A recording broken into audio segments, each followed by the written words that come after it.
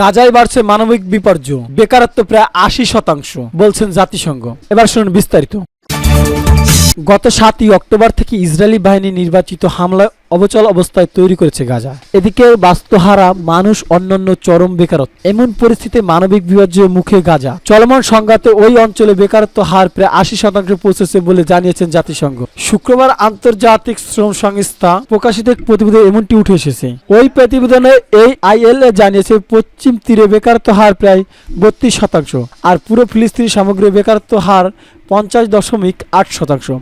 বেকারত্বের সঙ্গে তলানিতে গিয়ে ঠেকছে GDPও।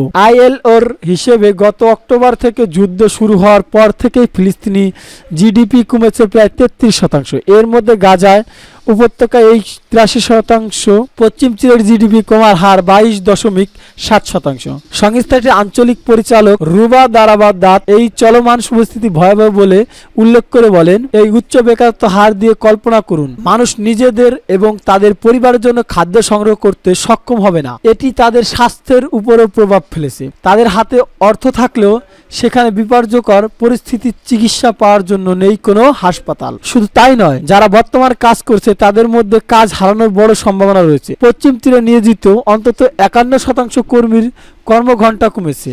একই সঙ্গে ৬২%-এরও বেশি কর্মীর পরিশ্রমী কমেছে। উল্লেখ্য, গত বছরের ৭ই অক্টোবর থেকে এখন পর্যন্ত গাজা ইসরায়েলি হামলায় কমপক্ষে ৩৬,৭৩১ জন নিহত এবং ৮৩,৫৩০ জন আহত হওয়ার কথা জানিয়েছে ফিলিস্তিনি স্বাস্থ্য দপ্তর। অন্যদিকে হামাসের হামলায় ইসরায়েলি নিহত সংখ্যা কমপক্ষে ১,১৩৯ জন। একই সঙ্গে হামাসের কাছে এখনো কয়েক ডজন ইসরায়েলি বন্দী আটক রয়েছে।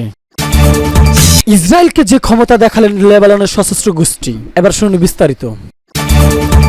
এবার ইসরায়েলের গর্ব আয়রন ডোমের হামলা চালিয়ে লেবাননের সশস্ত্র গোষ্ঠী হিজবুল্লাহ। এই হামলার মাধ্যমে সরাসরি প্রতিরোধের বার্তা পাঠালো হিজবুল্লাহ। শুক্রবার মিডল ইস্ট আয়ের এক প্রতিবেদনে বলা হয়েছে, গত বুধবার হিজবুল্লাহ লেবাননের সীমান্ত থেকে প্রায় ৩ কিলোমিটার দূরে রামোট লাফতালিতে ইসরায়েলের আয়রন ডোম লঞ্চে আঘাত করেছে। তবে বৃহস্পতিবার প্রকাশিত হামলা ভিডিওতে আয়রন ডোম লঞ্চটির ক্ষতিগ্রস্ত বা ধ্বংস হয়েছে কিনা তা দেখা যায়নি। ইসরায়েলি বাহিনীর দাবি, তাদের আয়রন ডোম লঞ্চগুলোকে কোনো ক্ষতি হয়েছে এমন কোনো সংবাদ পায়নি তারা। ফুটেজটি রিলোকেট করে বিশ্লেষণ বলেছেন, হামলা ঘটনাটি আসল বলে মনে হচ্ছে। একজন সামরিক বিশ্লেষকের মতে, গত বছর ইসরায়েল লেবানন সীমান্তে শত্রুতা শুরু হওয়ার পর থেকে এই সপ্তাহের শুরুতে হিজবুল্লাহ একটি ইসরায়েল আয়রন ডোম ব্যাটারিতে আক্রমণ ছিল প্রতিরোধের সবচেয়ে স্পষ্ট বার্তা। সামরিক বিশ্লেষক মুস্তাক আসাদ বলেন, হিজবুল্লাহ ধীরে ধীরে তার দখলে থাকা অস্ত্রের একটি ছোট নমুনা প্রকাশ করেছেন।